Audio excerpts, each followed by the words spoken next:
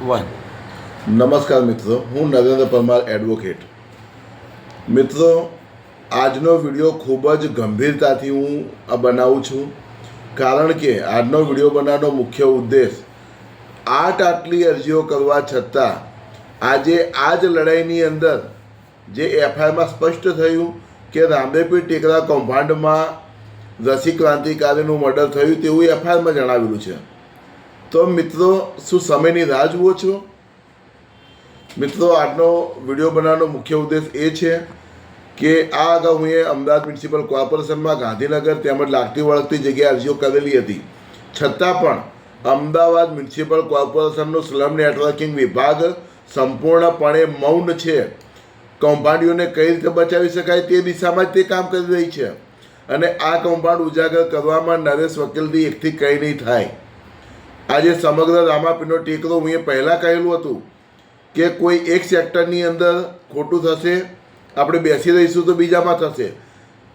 આજે રામાપીરના ટેકરાનો એવો કયો ખૂણો છે કે જેની અંદર ભ્રષ્ટાચાર નથી થયો? અને હાલમાં તાજેતરમાં મને જે માહિતી મળી છે તે મુજબ sector 3R social amenities, sector 6, આજે આ તમામ જગ્યાએ આજની તારીખમાં 7-7 લાખ રૂપિયાની અંદર મકાનો વેચાય છે. રામદેવપીર ટેકરામાં મકાન ના હોય તો પણ 7-7 લાખ રૂપિયા લઈને મકાનો વેચવામાં આવી રહ્યા છે. અને હું ખોટો હોઉં તો ડેવલપરની ઓફિસેથી જે લોકોને ચેક એલોટ કર્યા હોય કે જેને પણ લાભાર્થી યાદીમાં સમાવવામાં આવ્યા હોય તેઓના નામ જાહેર કરવામાં આવે, હાલ જ ચોરી બહાર આવી જશે. અને મિત્રો, આજે જે આ કૌભાંડીઓ કૌભાંડ કરી રહ્યા છે તેની પાછળ મુખ્ય જવાબદાર આપણે પોતે છીએ, કારણ કે આપણે આ કૌભાંડોને ઉજાગર કરવાની જગ્યાએ આપણે ડરના ઓથા નીચે જીવન જીવીએ છીએ. અને મિત્રો, હજુ પણ તમને વિનંતી કરું છું કે આ કૌભાંડીઓને હું નરેન્દ્ર પરમાર ક્યારેય છોડવાનો નથી. ચાહે સ્લમ નેટવર્કિંગ વિભાગ સપોર્ટ આપે કે ના આપે, ઉચ્ચ લેવલથી તપાસ લાવવાનો છું. અને બીજું કે જે લોકો રામદેવપીર ટેકરાની અંદર 7-7 લાખની અંદર મકાનો લઈ રહ્યા છે તે લોકોને હું ખુલ્લી ચેતવણી આપું છું. મારી ચેતવણી ગણો કે ગમે તે, પરંતુ જે બોગસ ડોક્યુમેન્ટના આધારે તમે કમિશન એજન્ટોના આધારે મકાનો લઈ રહ્યા છો અને એવું વિચારો છો કે અહીંયા કોઈ તપાસ નહીં થાય, અહીંયા કોઈ બોલવાવાળું નથી, તો ભૂલી જજો.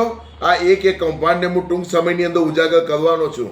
અને આ ઉજાગર કરવા પાછળ જો મારે અમાણાત ઉપવાસ ઉપર બેસવાની ફરજ પડશે તો પણ હું બેસવાનો છું, કારણ કે આ કૌભાંડના કારણે, અરે કૌભાંડીઓ, તમને કહું છું, પૈસાની એટલી તો શું ભૂખ છે?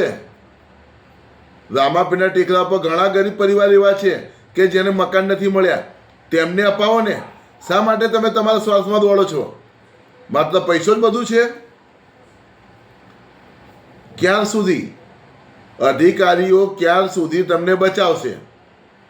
કારણ કે હું ગાંધીનગર ખાતે હાલમાં તાજેતરમાં અરજી કરી છે કે સ્લમ નેટવર્કિંગ વિભાગ આ કૌભાંડીઓને છાવરી રહ્યું છે, અને હું તમામ લેવલે આ કૌભાંડને ઉજાગર કરવામાં કંઈ જ બાકી રાખવાનો નથી.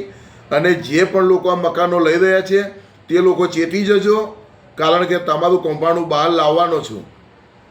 તેમજ ખાસ કે આ જે કૌભાંડો છે, કૌભાંડોના પ્રકારો મેં અગાઉ વિડીયોમાં જાહેર કરેલા હતા, અને ટૂંક સમયની અંદર રામદેવપીર ટેકરાની અંદર કયા પ્રકારના કૌભાંડો થઈ રહ્યા છે, કઈ રીતે થઈ રહ્યા છે, તે તમામ હું ઉજાગર કરવાનો છું.